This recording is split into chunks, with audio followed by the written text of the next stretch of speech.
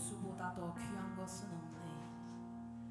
주 예수보다 더 귀한 것은 없네. 이 세상 부귀와 바꿀 수 없네. 영주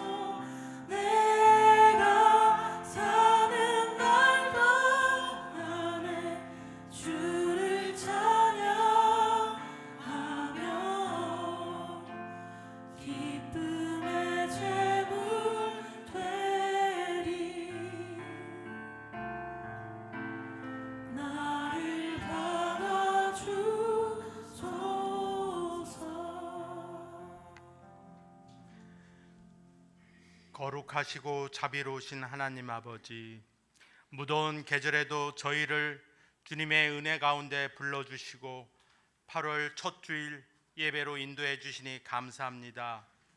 오늘도 살아계신 말씀으로 우리를 만나 주시는 하나님을 찬양합니다. 그러므로 형제들이여, 하나님의 자비하심으로 권하노니 너희 몸을 하나님이 기뻐하시는 거룩한 산 제물로 드리라. 이는 너희 영적 예배니라. 이 말씀처럼 우리 몸과 마음과 삶을 주님께 드립니다. 이 예배가 하나님께서 기뻐 받으시는 참된 예배가 되게 하시고 우리 삶 전체가 예배가 되게 하옵소서. 사랑의 주님, 성찬의 자리로 나아갑니다. 우리를 위해 십자가에서 몸을 내어주시고 보혈을 흘려주셨건만 지난 한 주도 주님의 뜻보다 우리의 생각을 앞세우며 살았음을 고백합니다. 우리 죄를 용서하시고 정결하게 하옵소서. 떡과 잔을 받을 때마다 주님의 사랑을 깊이 깨닫게 하시고 주님과 더욱 연합하는 은혜를 누리게 하옵소서. 보혈로 우리를 새롭게 하시고 끝까지 믿음으로 걷는 힘과 담대함을 더하여 주옵소서. 고 하영조 목사님의 소천 15주기를 기억합니다.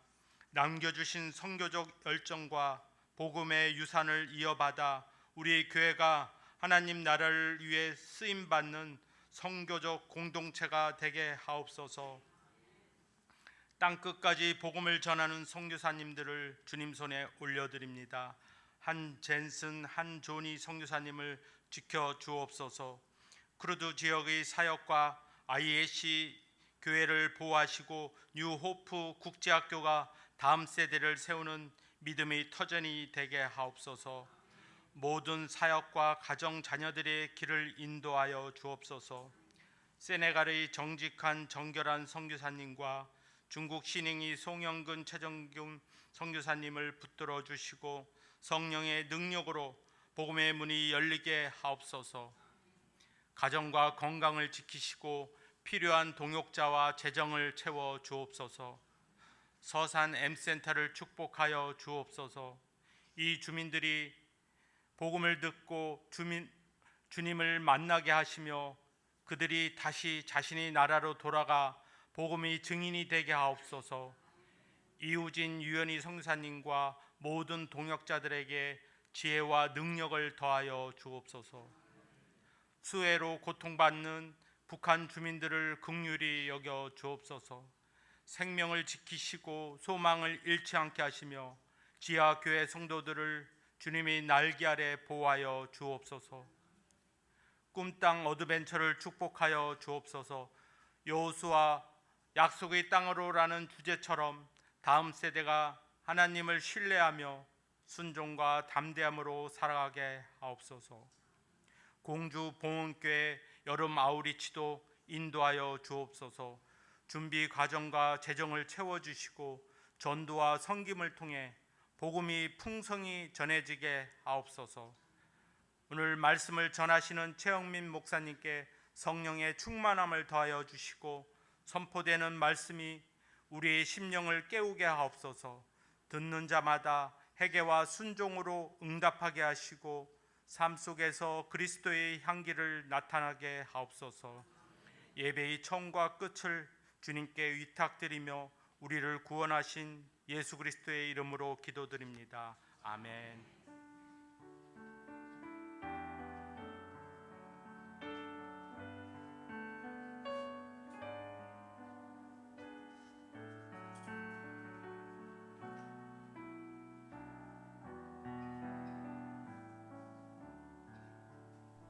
제5장.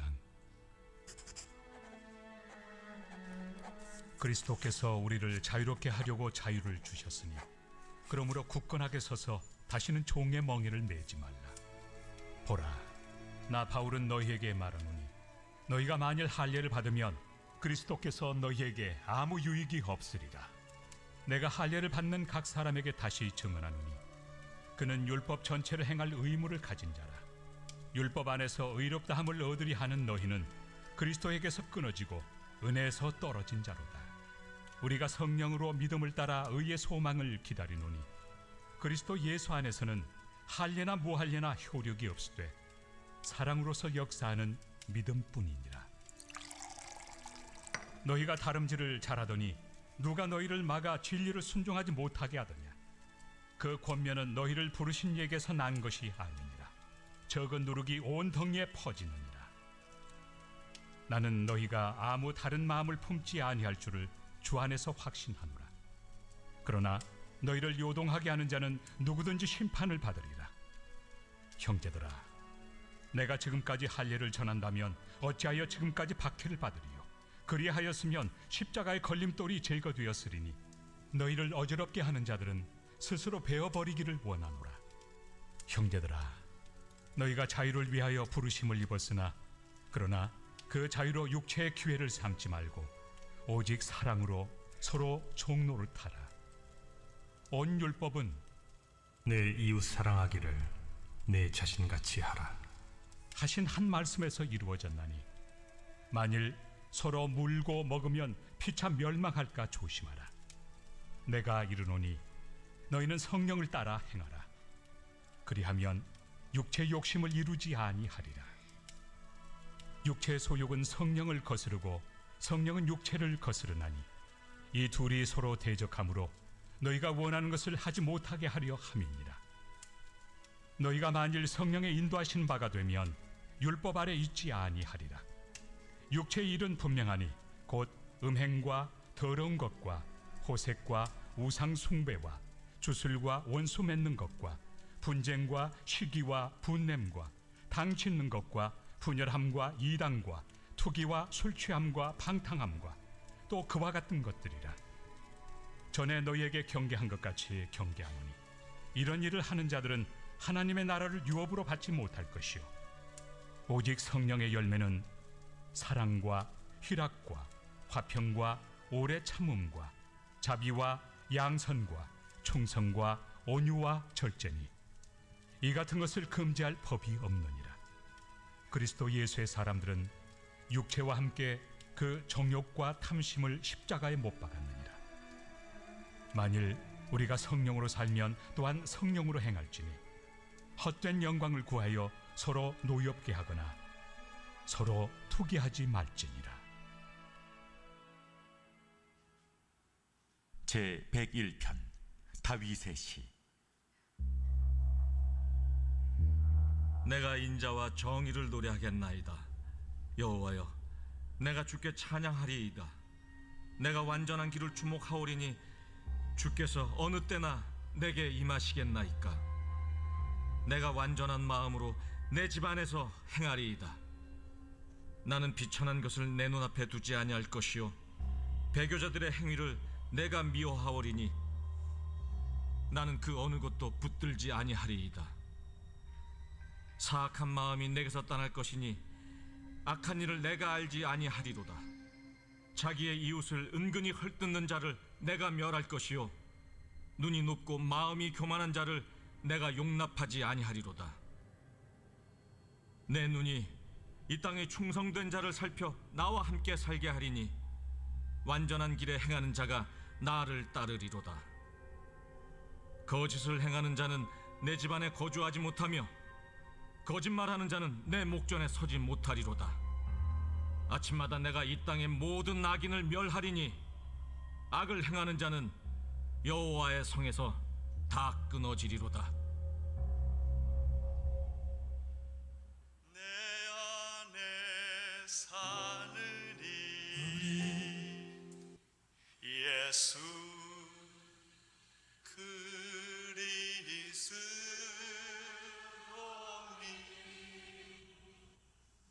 나의 죽음도 유익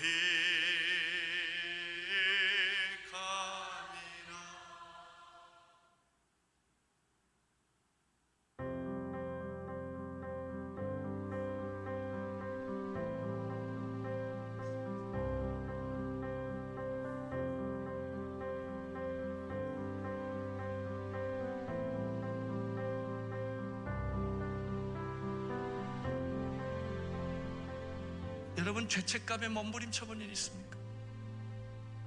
너무나 많은 사람들이 이 죄 문제는 너무나 본질적이고 심각한 것이기 때문에 정면으로 부딪히기를 원하지 않습니다. 여러분, 많은 그리스도인들이 왜 능력이 없는 줄 아십니까? 간단합니다. 자기가 죽는 경험을 하지 않았기 때문에 그렇습니다. 많은 사람들이 적당히 예수를 믿습니다. 물질적 축복만 원하는, 내가 의롭게 살든 안 살든 윤리적이건 도덕적인 이런 문제는 묻지 않고 어떻게 해서든지 축복만 받아야 되겠다고 하는 결과주의인 것입니다. 이것은 성령 아닙니다. 이것은 성령의 역사가 아닙니다. 진정한 성령의 역사는 십자가를 통과하는 부활인 것입니다. 예수님께서 이렇게 말씀하셨습니다. 아무든지 나를 따라오려거든 자기를 부인하고 자기 십자가를 지고 나를 따르라고 말했습니다. 그 말이 무엇입니까? 예수 그리스도의 십자가에서 자기의 죽음을 경험하지 않고는 진정한 구원과 부활이 없다는 것입니다. 고난에 동참하는 영광입니다. 내가 죽는 경험입니다. 자기 포기하는 경험 속에서 진정한 성령님의 능력과 자유와 기쁨과 평화를 맛보게 되는 것입니다. 나는 여러분들이 성장하기를 바랍니다. 그리스도를 향하여 가기를 바랍니다. 성령의 능력을 이렇게 힘있게 능력있게 체험하는 그런 교회가 되기를 바라고, 우리 성도 한 사람 한 사람 속에 그런 간증이 있게 되기를 바랍니다. 여러분, 이런 하나님의 성령의 역사에 동참하고 싶지 않습니까?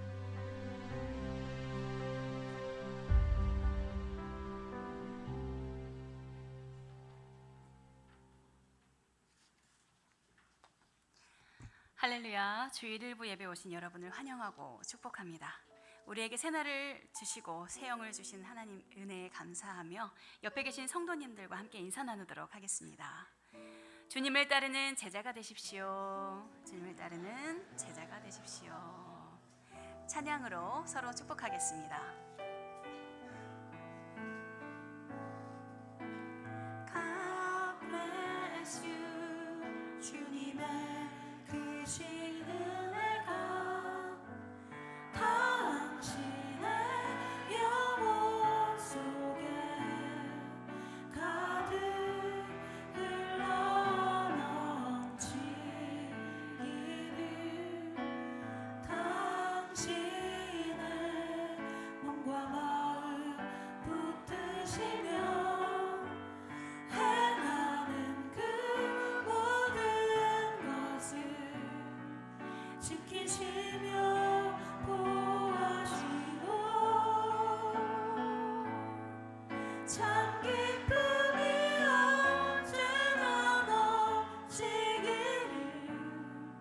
축복하며 기도합니다. 우리 서로를 바라보면서 축복합니다. God bless you.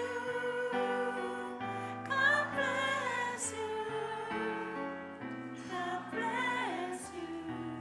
God bless you. 축복해요.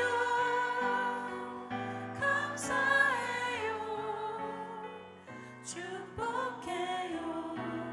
감사해요.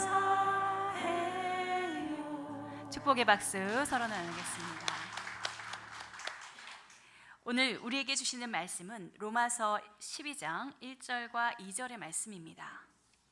로마서 12장 1절과 2절의 말씀 함께 합독하시겠습니다. 그러므로 형제들이여, 내가 하나님의 자비하심으로 여러분에게 권합니다. 여러분의 몸을 하나님께서 기뻐하시는 거룩한 산 제물로 드리십시오. 이것이 여러분이 드릴 영적 예배입니다. 여러분은 이 세대를 본받지 말고 오직 마음을 새롭게 함으로 변화를 받아 하나님의 선하시고 기뻐하시고 온전하신 뜻이 무엇인지 분별하도록 하십시오. 아멘. 이제 최영미 목사님께서 살아있는 제물이 되십시오 라는 제목으로 말씀 선포해 주시겠습니다.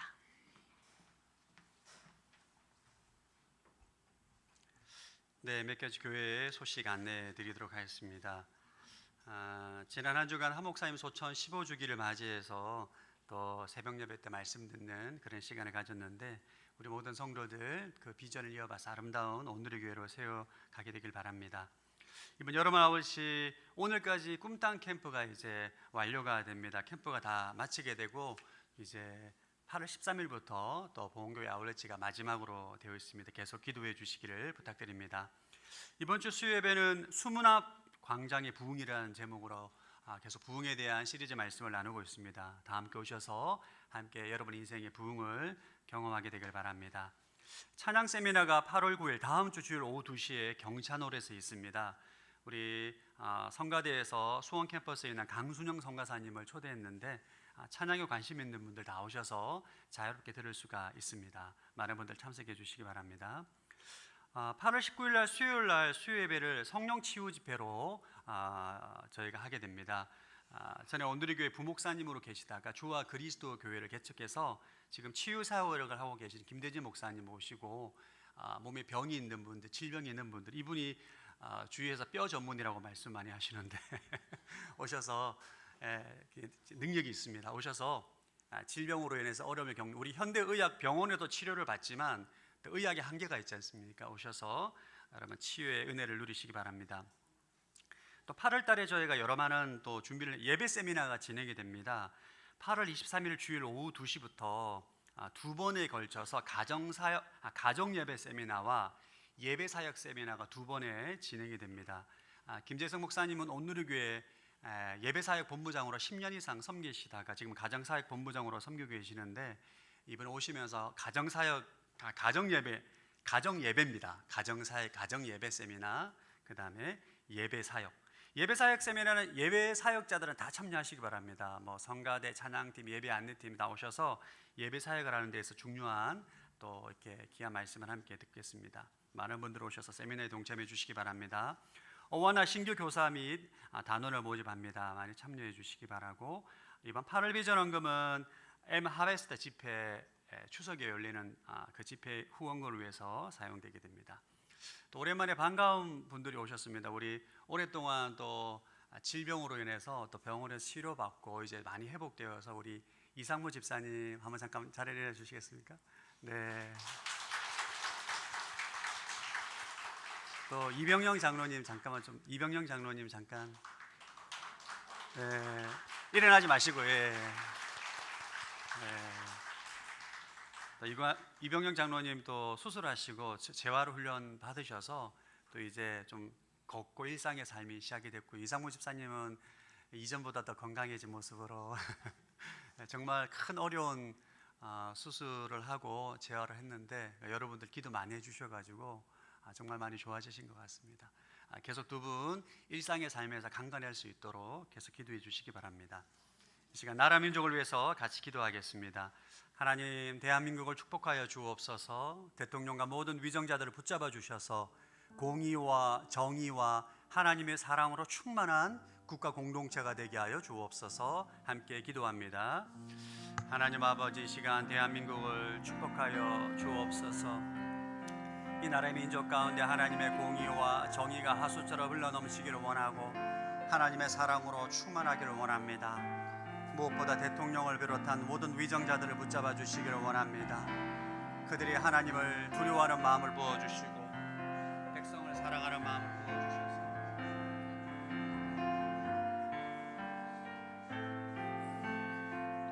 하나님의 거룩한 도구가 되게 하여 주옵소서. 열방을 섬기는 국가, 하나님을 예배하는 국가, 열방을 위해서 기도하는 국가, 축복의 통로, 사랑의 통로로 쓰임받는 국가로 온전히 세워지기를 원합니다.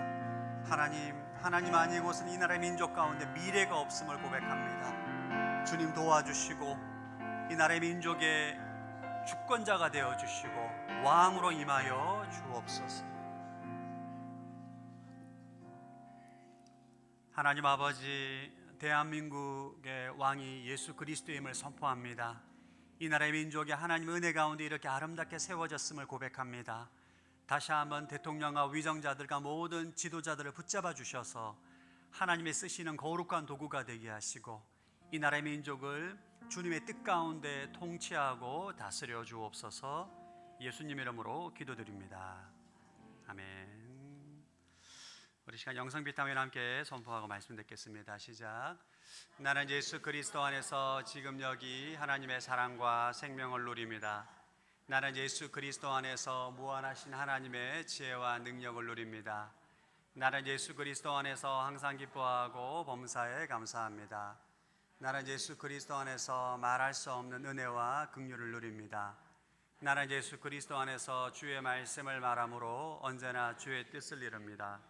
나는 예수 그리스도 안에서 신성한 강건함과 자유를 누립니다. 나는 예수 그리스도 안에서 차고 넘치는 부요와 형통을 누립니다. 아멘. 믿은 대로 될지어다. 아멘. 여러분 혹시 이런 경험이 있으십니까? 주일날 은혜 가운데 예배를 잘 드리고 이제 차를 타고 도로에 나가는데 갑자기 막무가내로 끼어드는 차로 인해서 나도 모르게 갑자기 찬양을 하던 입술에서 이번 한 주 정말 말씀대로 살아야지 막 할렐루야 막 찬양을 나가다가 갑자기 입에서 거친 말이 나올 때가 있습니다. 이 뭐야 이러면서 막 갑자기 입안에서 그냥 막 뜨거운 막 예배당에만 오면 그렇게 마음이 은혜로운데 차만 타면 왜 이렇게 쉽게 무너질까요? 사실 우리는 은연중에 예배당 안에서의 나와 예배당 밖에서의 나와 분리하며 살아가곤 합니다. 주일은 거룩하고 주중은 세속적이고 예배당은 하나님의 영역이고 차안과 나의 직장은 내 영역이라는 이상한 선을 나도 모르게 그어놓고 살고 있지는 않는지 한번 돌아보게 됩니다. 오늘 본문은 그 마음의 선을 깨뜨리라고 말씀하십니다. 바울은 우리에게 마음이 아니라 몸으로 산제물로 드리라고 선포합니다. 회사에 출근하는 몸, 밥상에 밥을 차리는 몸, 병상에 누운 몸, 그 몸을 제단 위에 올려놓으라는 거예요. 이것이 제자도입니다. 여러분 제자도는 특별하고 거창한 종교적 행위가 아니라 하나님께 드려진 이 몸이 평범하게 하루하루를 살아가는 것이 성경은 제자도라고 말씀하고 있습니다. 1절 시작. 그러므로 형제들이여 내가 하나님의 자비하심으로 여러분을 권합니다. 여러분의 몸을 하나님께서 기뻐하시는 거룩한 산제물로 드리십시오. 이것이 여러분이 드릴 영적 예배입니다. 1절은 그러므로라는 접속사로 시작됩니다. 이 단어는 로마서 1장부터 11장을 통째로 압축하고 있는 거죠. 위대한 하나님의 은혜를 그러므로라는 접속사로 압축하고 있습니다. 죄인이었던 우리가 십자가의 은혜로 의롭게 되었죠. 그리스도와 함께 죽고 다시 살아남으로 우리는 더 이상 정죄함을 받지 않은 하나님의 자녀가 됐습니다. 이제 성령님이 내 안에 오셔서 주님과 동행하는 이 놀라운 축복을 살아가게 됩니다. 여러분 우리가 받고 있는 이 축복은 구약의 이스라엘 백성들은 상상도 할 수 없었던 축복입니다. 이것이 바로 하나님의 지극히 크신 자비하심이라는 거예요. 바울은 선포합니다. 너희가 이렇게 지극히 크신 자비하심을 받은 그리스도인들은 이런 위대한 은혜를 입었으니까 이제 너희 몸을 거룩한 산제물로 드리라고 명령하는 것입니다. 이것이 바로 그리스도인의 진짜 삶이라는 거예요. 몸으로 산제물을 드린다, 이 말씀을 좀 정확하게 이해하기 위해서는 몸과 산제물이라는 단어를 정확하게 이해를 해야 됩니다. 몸이란 뭔가? 여기서 말하는 몸은 단순히 살과 뼈만 이루어진 육체만을 의미하는 것이 아닙니다. 우리의 전인격, 전 삶을 말하고 있는 것입니다. 근데 바울은 여러분 너 영혼을 산제물로 바치라고 말하지 않고 몸을 바치라고 말합니다. 몸, 우리가 가지고 있는 몸. 헬라 철학, 그 당시 헬라 철학은 몸을 영혼의 감옥이라고 여겼어요. 그러니까 몸을 부정적인 의미로 봤지만 하나님은, 성경은 그렇게 말하지 않습니다. 하나님 우리를 몸으로 창조하셨죠. 예수 이 땅 가운데 몸으로 오셨어요. 우리 마지막 날에 부활의 몸으로 변하게 될 것입니다. 우리의 신앙은 몸으로 움직일 때 비로소 실제가 됩니다. 여러분 신앙은 마음으로 하는 게 아니에요. 여러분 사랑은 마음으로 하는 것이 아니라 이웃을 향해서 손과 발이 움직일 때 참된 사랑이 됩니다. 여러분 용서는 내가 마음으로 결심할 때 이루어지는 것이 아닙니다. 다른 사람의 이름을 따뜻하게 부를 때 참된 용서가 되는 거죠. 헌신은 내가 설교를 듣고 감동을 받았다고 해서 헌신이 되는 것이 아니라 내 발이 봉사의 자리로 갈 때 참된 헌신이 되는 것입니다. 사실 우리는 하나님께 마음으로만 드리기를 좋아해요. 왜냐하면 수고와 대가를 치르지 않아도 되기 때문입니다. 마음으로 드리면 여러분 수고할 필요도 없고 땀을 흘릴 필요도 없어요. 그러나 몸을 드릴 때 우리는 시간이 들고 돈이 들어가고 체력이 소모가 됩니다. 몸을 드릴 때 진짜 제사가 되는 거예요. 할렐루야. 우리 옆 사람에게 신앙은 몸으로 하는 것입니다. 말하겠습니다. 신앙은 몸으로 하는 것입니다. 몸으로. 신앙생활은 몸으로 하는 거예요. 할렐루야. 굉장히 중요한 메시지입니다. 자, 그러면 산제물이란 뭐냐? 구약시대 때 제물은 소와 양, 제물을 죽여서 드렸습니다. 제물이란 것은 동물을 죽여서 피를 뽑고 각을 떠서 제단 위에 올려서 불을 태우지 않습니까? 제물의 의미는 희생이요, 온전한 바침이요, 헌신이요, 모든 것을 다 바친다는 것이 제물의 의미입니다. 근데 바울은 산제물을 드리라는, 살아있는 제물을 드리라는 거예요. 제물은 죽은 것인데 살아있으면 사실 제물이 아니에요. 근데 왜 사도 바울은 이런 모순 같은 말을 할까요? 우리는 이미 우리를 대신해 죽은 제물이 있기 때문입니다. 할렐루야. 구약은 매년 동물을 잡아서 죽여서 제물을 바쳐야 돼요. 매년. 그러나 예수님은 단번에 영원한 제물이 되셨어요. 우리에게는 더 이상 죽여서 제물을 바칠 필요가 없습니다. 더 이상 우리에게 속죄제가 필요가 없어요. 우리에게 남아있는 것은 죽음이 아니라 삶입니다. 예수님께서 우리를 대신해서 영원한 제물이 되셨기 때문에 우리는 살아서 감사와 헌신의 제물을 드리는 것입니다. 이것을 로마서 6장 13절에서 말씀하고 있습니다. 시작. 또한 여러분의 지체를 불의의 무기로 죄에게 내주지 말고 오직 죽은 자 가운데서 다시 산 자처럼 여러분 자신을 하나님께 드리며 여러분의 지체를 의의 무기로 하나님께 드리십시오. 그러니까 몸으로 산제물로 드리라는 것은 예수님께서 단번에 영원한 제물이 되셨기 때문에 우리 더 이상 제물을 드릴 필요가 없어요. 죽어서 예수님께서 대신 제물이 되셨기 때문에 우리는 살아있는 우리의 몸을 하나님께 내어드리라는 것입니다. 이것이 바로 영적 예배다. 이 영적 예배가 우리말은 영적 예배지만 세번역에선 합당한 예배라고 번역됩니다. 설명한 것을 요약하면 우리 그리스도인들은 엄청난 은혜와 자비를 받았어요. 상상할 수 없는 하나님의 놀라운 축복을 받았어요. 그래서 너희들은 너희들의 살아있는 몸을 하나님께 온전히 바치는 삶을 살라는 것입니다. 제단 위에 내가 살아있는 제물이 되어서 온전히 내 몸을 드리는 삶, 그것이 바로 가장 영적이고 합당한 예배다라는 것을 말하는 것입니다. 여러분, 성경에서 말하는 예배는 우리가 주일날 예배당에 모여서 이렇게 함께 모여서 찬양하고 예배하고 성찬의 떡과 잔을 나누는 것에만 국한하지 않습니다. 그리스도인의 모든 삶이 바로 예배가 되는 것입니다. 저를 한번 따라와. 삶의 자리가 곧 제단이다. 여러분이 살아가는 모든 삶의 자리가 다 제단입니다. 여러분은 살아 움직이는 제물인 거예요. 모든 삶의 자리가 제단이기 때문에 여러분의 모든 삶의 자리에서 여러분의 몸을 하나님께 내어드리는 것, 그것이 바로 진짜 예배고 영적인 예배고 지극히 합리적이고 합당한 예배임을 말씀하고 있는 것입니다. 그래서 주일 예배 축도는 예배를 마치는, 축도하면 예배 마쳤다 이렇게 하는 비성경적인 말입니다.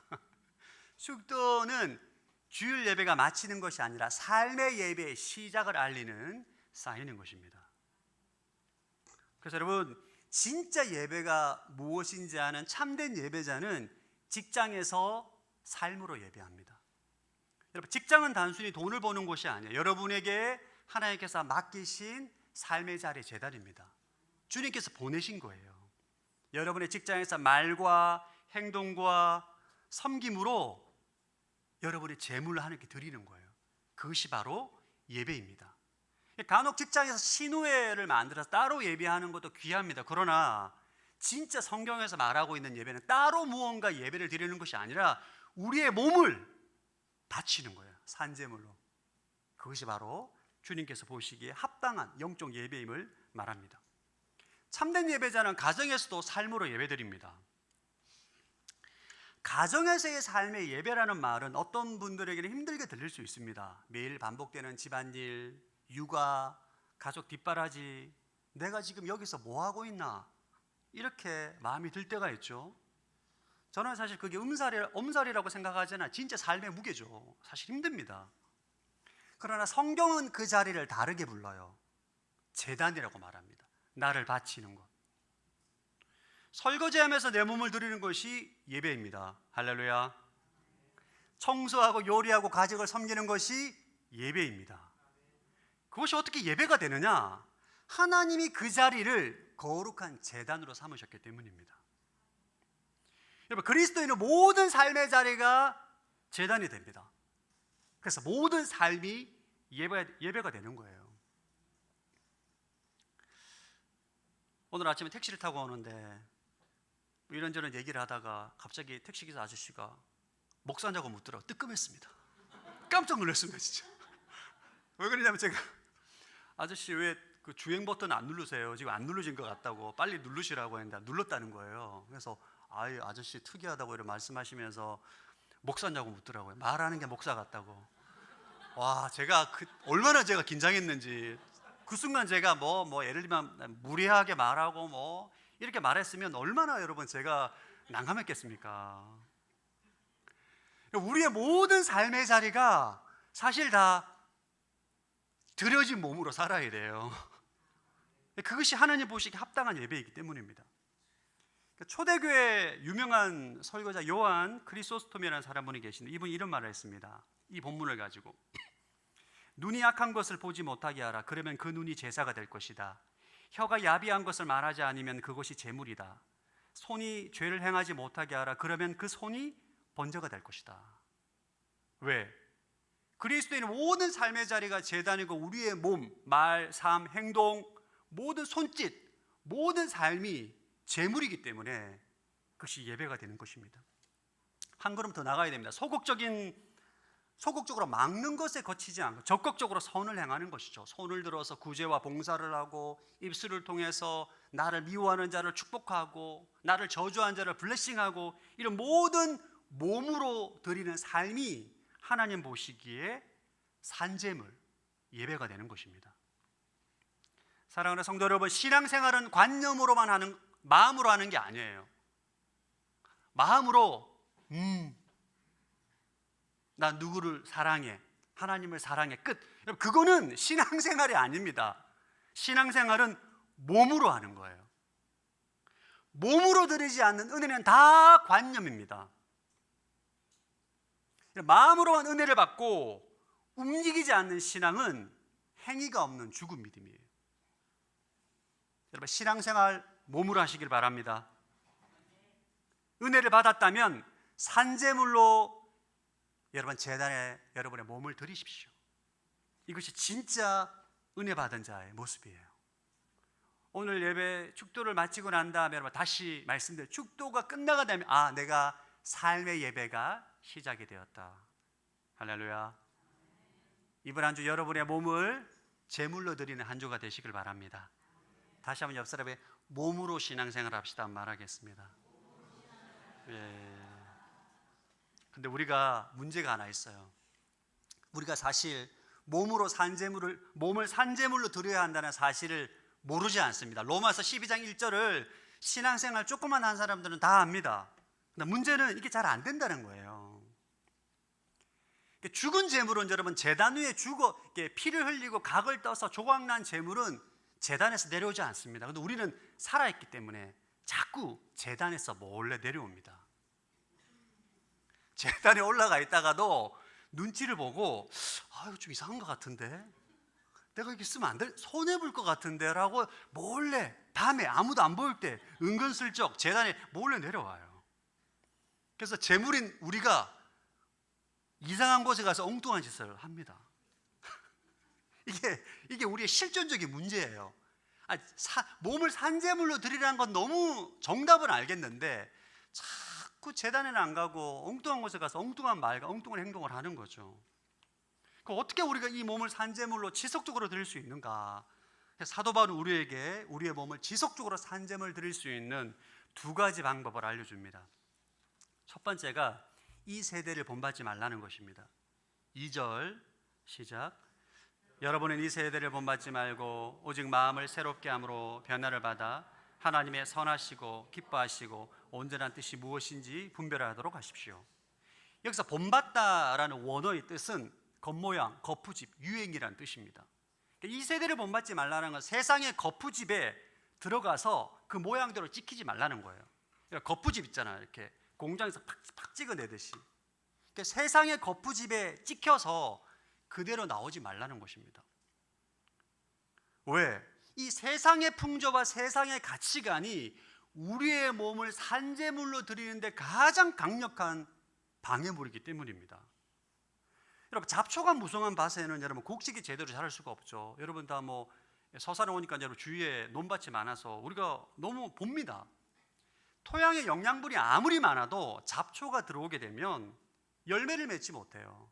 마찬가지 우리 마음 안에 세상의 풍조, 세상의 가치관이 무분별하게 들어오게 되면 진리의 말씀이 뿌리를 내리지 못하고 열매 맺지 못하고 우리의 몸을 산제물로 드리지 못합니다. 우리가 그리스도인들이 몸을 산제물로 드리는데 방해하는 가장 무서운 세상의 가치관은 무엇인가? 그것이 바로 인생의 주인은 나다라는 세상의 풍조입니다. 인생의 주인은 나다. 세상은 끊임없이 너의 삶은 너의 것이다, 너의 행복과 너의 기분이 중요하다, 너의 만족을 추구하라, 네 인생을 추구하라, 너가 최고다, 끊임없이 이 메시지를 전합니다.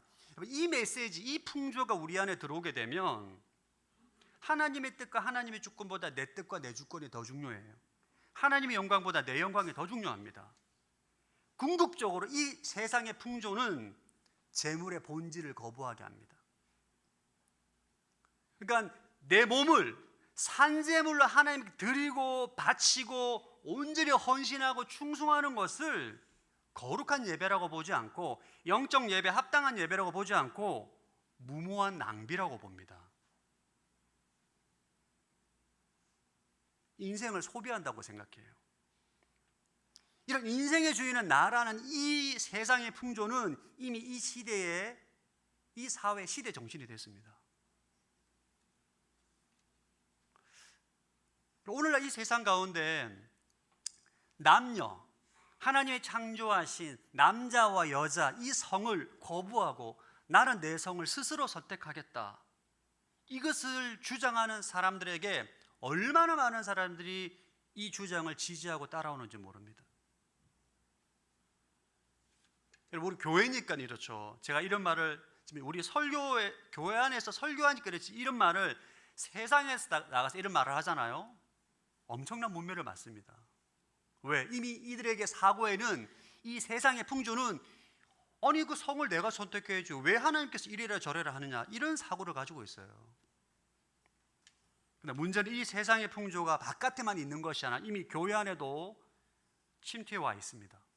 그래서 우리는 세상의 풍조를 분별하고 거절할 수 있어야 돼요. 우리 교회 안에 가장 깊숙이 들어와 있는 세상의 풍조 중 하나가 제가 볼 때는 자녀 양육관입니다. 믿음의 부모가 자녀를 양육하는 가장 최우선의 목표는 하나님을 경외하는 예배자로 키워야 돼요. 자녀를 건강하고 또 공부도 잘하고 하여튼 이런 것도 중요한데, 가장 중요한 자녀 양육의 목표는 하나님을 경외하는 예배자를 키우는 것이 제1의 목표가 되어야 됩니다. 그런데 수많은 크리스찬 부모들이 세상의 풍조의 영향을 받아 자기도 모르게 어느새 제1의 목적을 공부 잘하는 자녀, 성공하는 자녀, 스펙이 좋은 자녀로 키우는 것에 목표를 두고 있어요. 그러면 어떤 현상이 일어나느냐? 자녀가 하나님께 내 몸을 산제물로 드리고 바치고자 하는 것을 막습니다. 신앙생활 그렇게 안 해도 된다. 근데 무서운 것은 이것에 대해서 문제의식조차 느끼지 못한다는 거죠. 왜? 주위의 사람들이 다 그렇게 하기 때문에, 주위에 믿는 성도들의 부모님이 다 그렇게 하고 있기 때문에 내가 지금 이 세대를 본받아 살아가고 있는조차 자각하지 못합니다. 그 열매가 성인 성도는 엄청나게 많은데 중등부, 고등부에 하면 애가 없어요.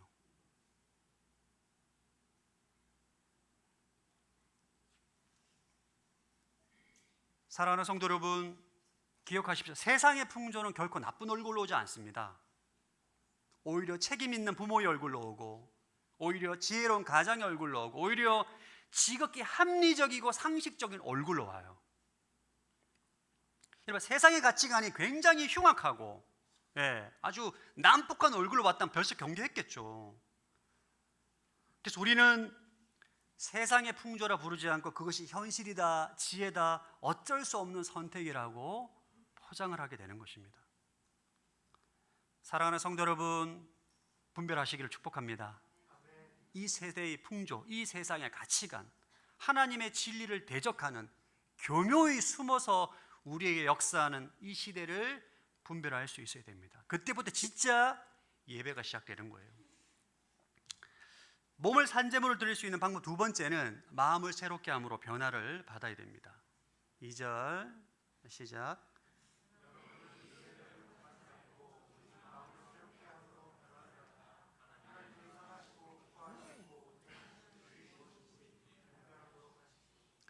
사실 세상의 풍조, 이 세대를 거부하고 하나님의 선한 뜻을 분별하기 위해서는 우리 인간의 능력으로는 안 됩니다. 마음을 새롭게 함으로 변화를 받아야 돼요. 우리가 말씀에 대한 지식이 아무리 많아도 마음이 묶이면 말씀대로 살지를 못합니다. 우리 안에 부정적인 생각, 파괴적인 감정이 들어오면 정답을 알아도, 정답은 몸을 산제물 드리는 것을 아는데 내 몸이 안 움직여져요. 왜? 마음이 묶여있기 때문에. 그래서 인간은 마음이 열쇠입니다. 마음을 다스려야 몸을 지배할 수가 있고, 그래서 우리는 우리의 마음을 새롭게 할 수 있어야 됩니다. 어떻게 마음을 새롭게 할까요?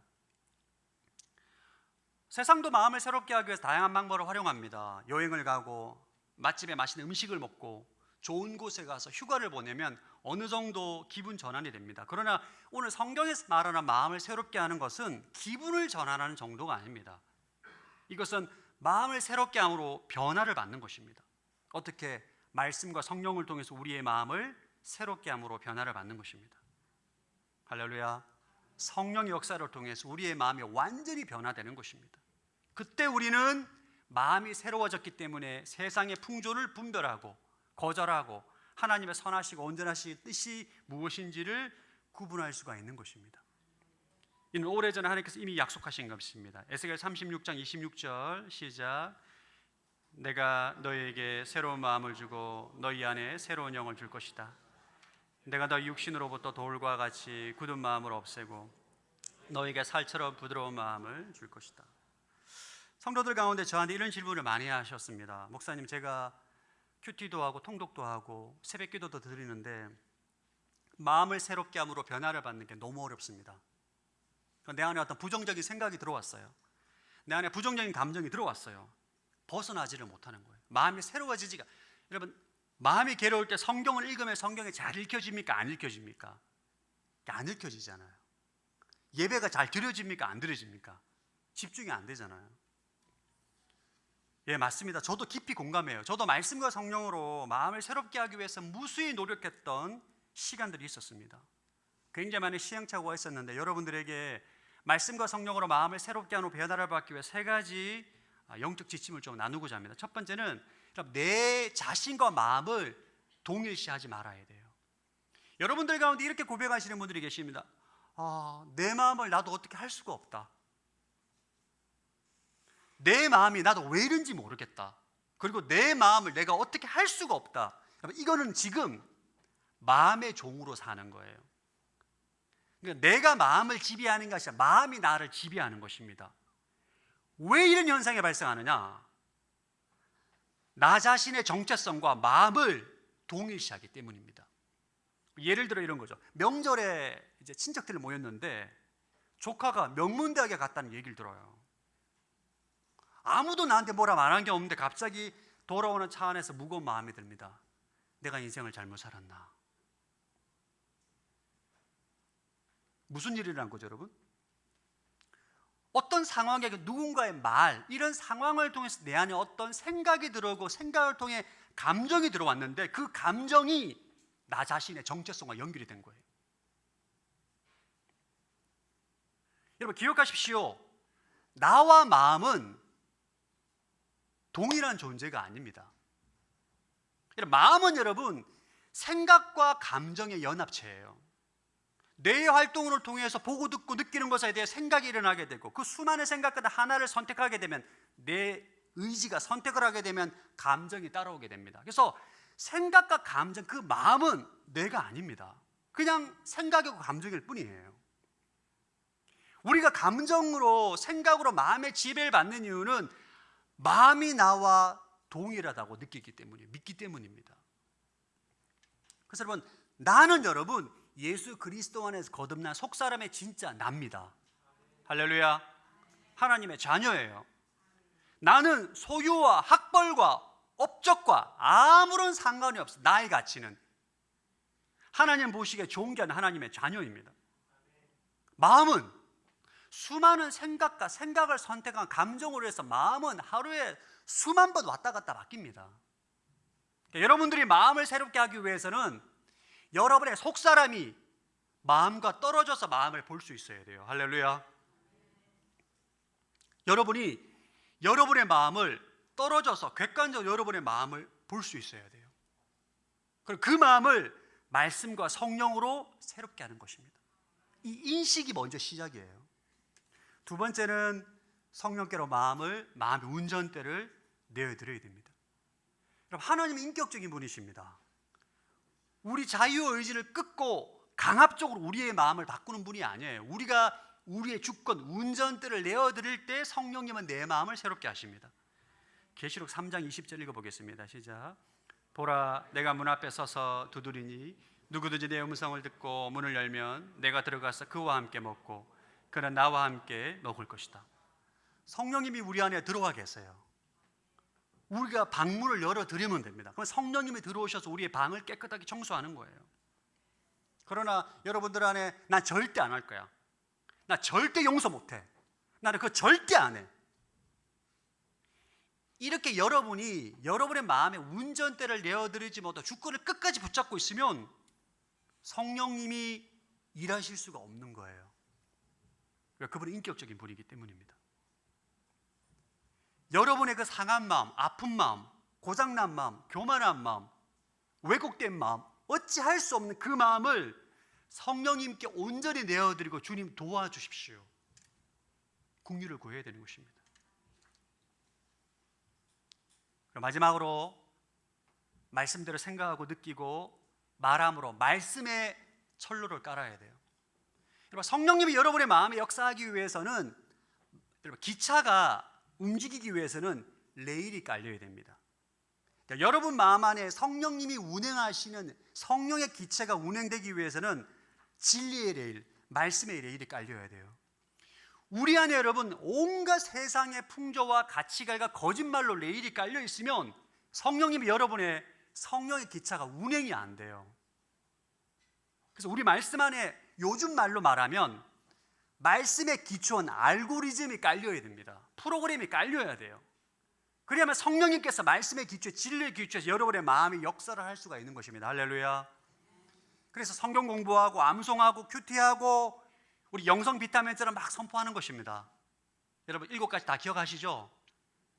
어떤 분들은 목사님과 안 믿어져서 못하겠다고, 안 믿어지니까 하라는 거예요. 안 믿어진다는 것은 여러분의 마음 안에 그 진리의 프로그램, 진리의 알고리즘이 안 깔려 있는 거예요. 안 믿어지니까 말씀을 듣고 생각하고 말함으로 내면에 말씀의 믿음 체계를 구축하는 것입니다. 안 믿어지면 하루에 100번 하십시오. 할렐루야.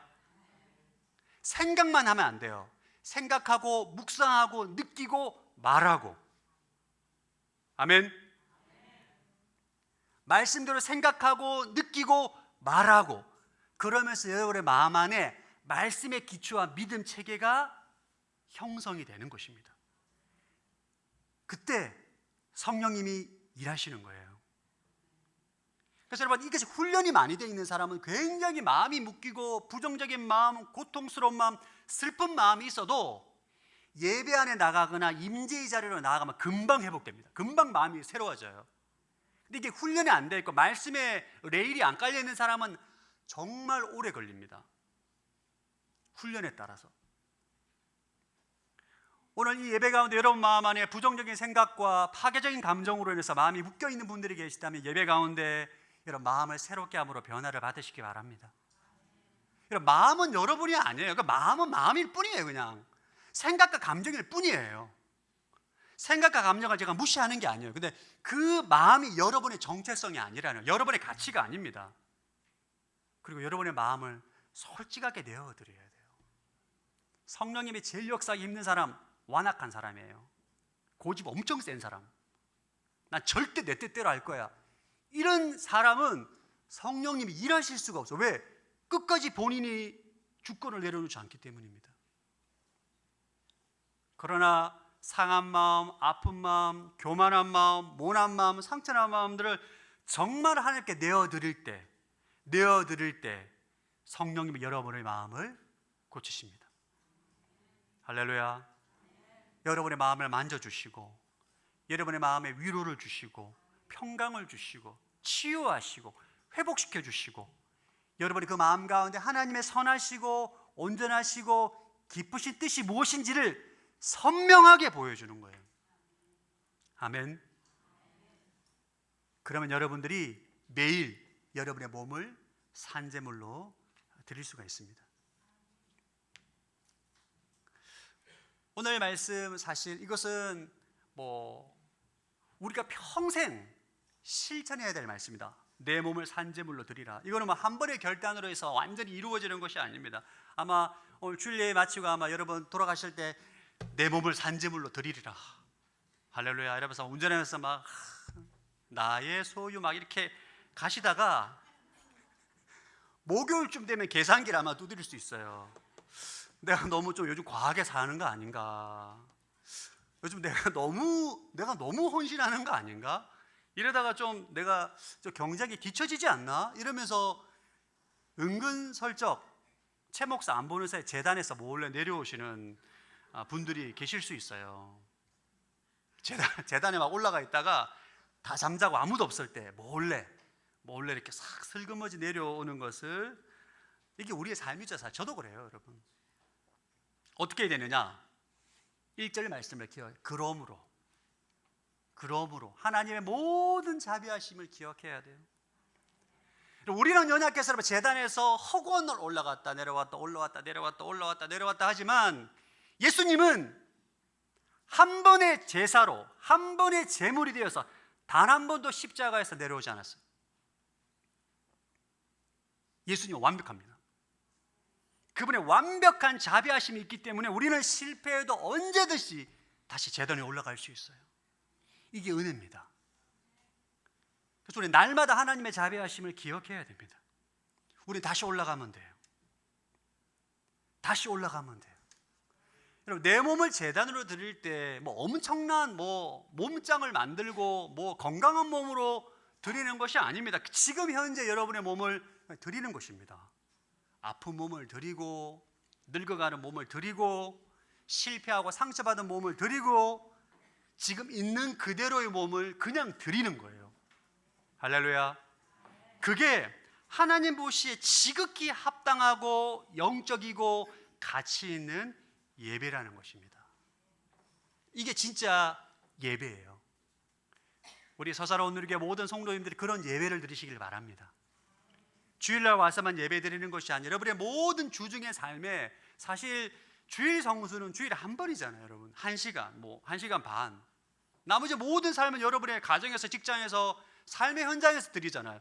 거기서 이 삶으로 예배 드려야죠. 몸으로 예배를 드려야죠.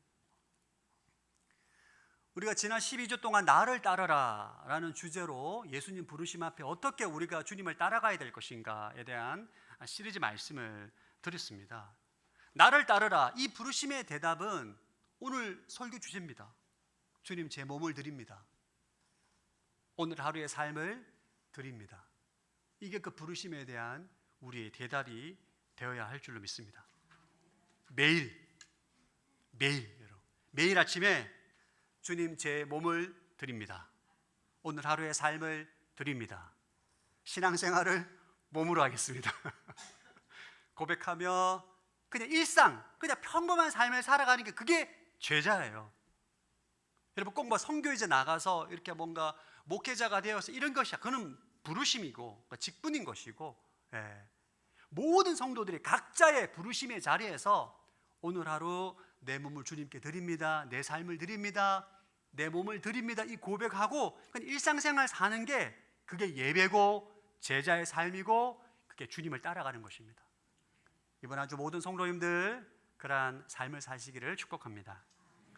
우리 시간 함께 나는 하나님을 예배하는 함께 찬양하고 주 앞에 기도함으로 나가겠습니다.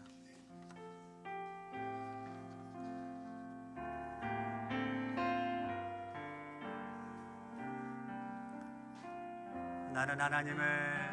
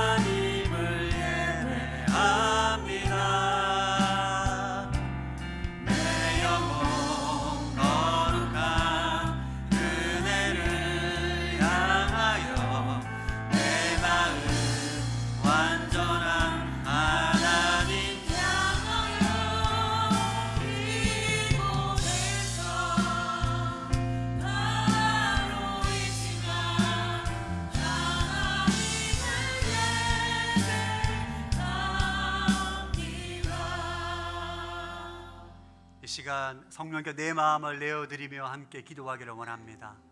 이런 몸을 산제물로 드리기 위해서 우리가 말씀과 성령으로 마음이 새롭게 함으로 변화를 받아야 됩니다. 하나님 이 시간 나의 완고한 마음, 상한 마음, 아픈 마음, 교만한 마음, 폐역한 마음 이 시간 성령님께 나의 마음의 운전대를 내어드립니다.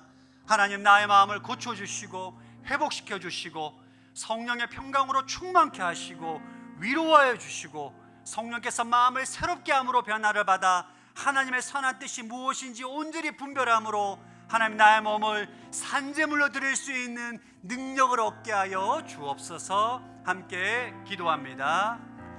하나님 아버지 시간 나의 마음을 주님 앞에 내어드립니다. 하나님 세상의 풍조와 세상의 가치관으로 인하여서 세상의 상황과 관계의 갈등과 여러 많은 삶의 문제와 삶의 하나님 고통으로 인하여서 묶여있던 나의 마음을 성령님께 온전히 내어드립니다. 내 마음의 운전대를 내어드립니다.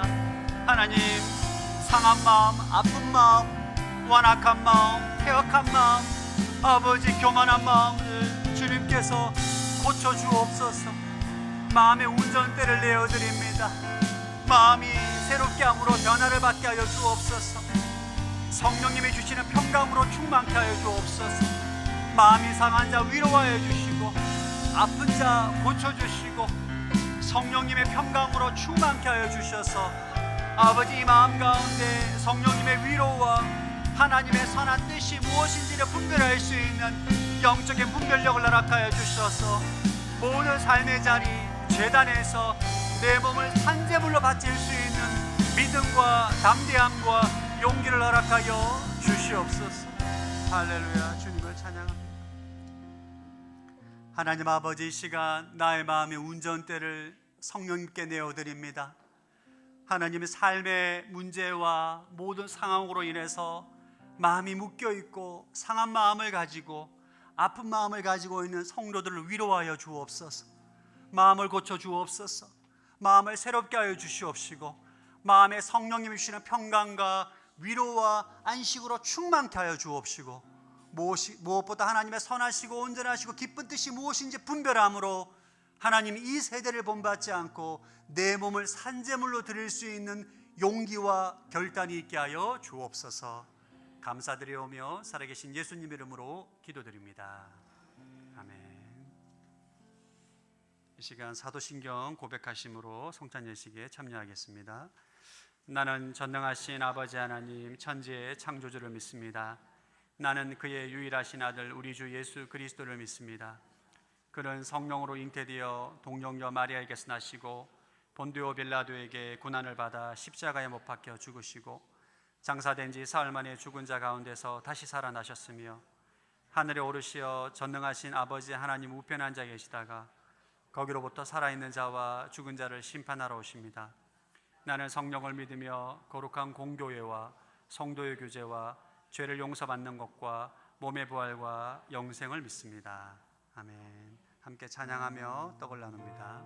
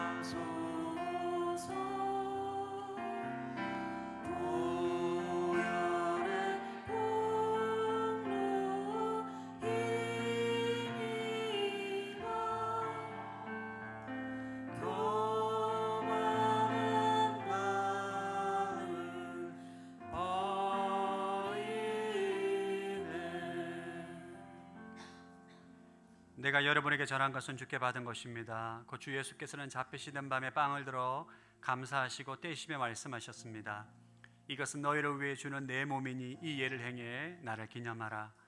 사랑하는 주님 감사합니다. 나를 위해 찢기시고 피를 흘리시고 나를 하나님의 자녀 삼아주시고 이렇게 아름다운 공동체로 불러주심에 감사합니다. 날마다 그 주님의 지극히 크신 자비하심을 기억함으로 하나님 그 은혜에 감사하는 마음으로 감사제와 헌신의 제물을 드리며 나아가는 인생으로 살게 하여 주옵소서. 예수님 이름으로 기도드립니다. 아멘. 떡에 동참합니다. 함께 찬양하며 잔을 나눕니다.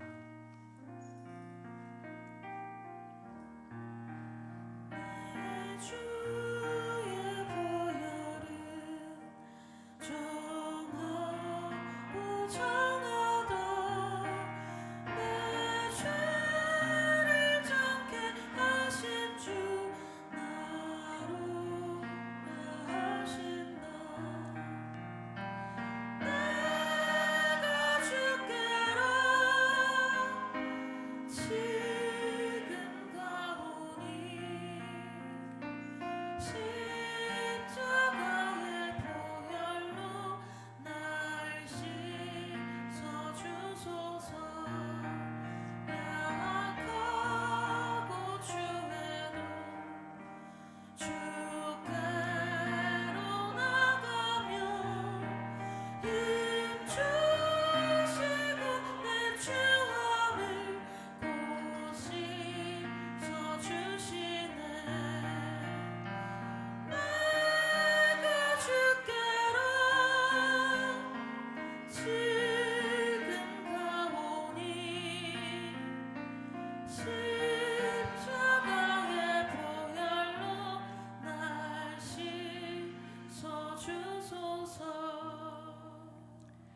이와 같이 식사 후에 또한 잔을 들고 말씀하셨습니다. 이 잔은 내 피로 세운 새 언약이니 이 예를 행해 마실 때마다 나를 기념하라.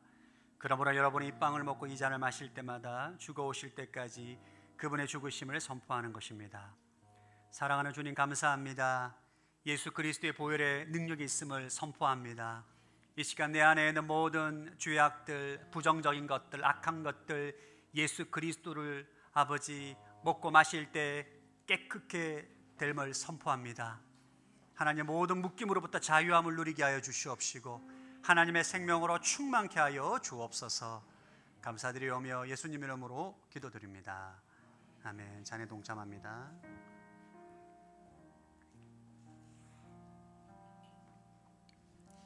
다 함께 일어나셔서 봉헌 찬송 드리겠습니다.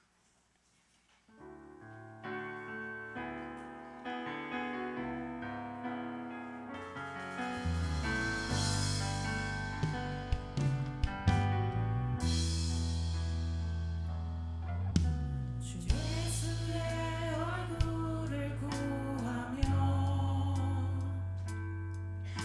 예배하는 세대 일어나 주 위에 살며 주 위에 죽으니 이것이 우리의 부르심. 살기 위해 주 따르지 않고 죽기 위해 주를 따르며 내 가진 것 모두 주를 위해 드리리. 주님의 일 행하시옵소서. 다시 한번 부흥을 주소서. 주의 나라가 이 땅에 다시 세워지는 그 영광을 우리 보게 하소서. 주 예수의 영광을 다시 한번 부흥을 주소서. 주의 나라가 이 땅에 다시 세워지는 그 영광을 우리 보게 하소서. 주 예수의 영광을 주 예수의 영광을 주 예수의 영광을. 자비로우신 하나님, 나의 삶을 주님께 드리며 산 제물의 삶을 삶으로 세상을 뒤로하고 예수님만을 따르는 참 제자로 살게 하시옵소서. 마음과 정성으로 감사의 예물을 드립니다. 주님 받아주시고 평생 감사로 충만한 인생 되게 하여 주시옵소서. 이 예물이 쓰이는 곳마다 하나님의 나라가 확장되고 하나님의 이름이 높아지게 하여 주시옵소서.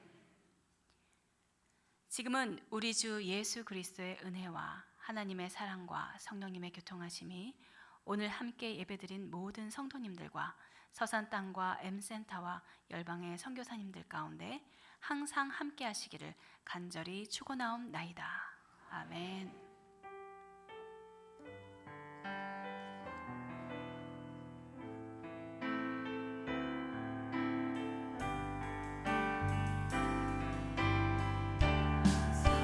살아계신 주 나의 참된 소망 걱정 끝이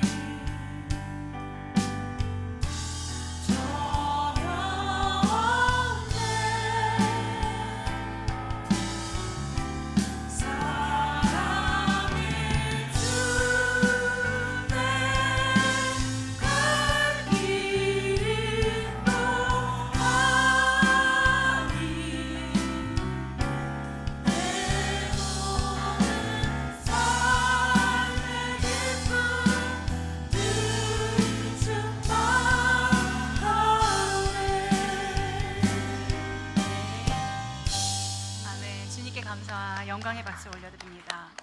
예배를 마쳤습니다. 한 주간 승리하시기 바랍니다.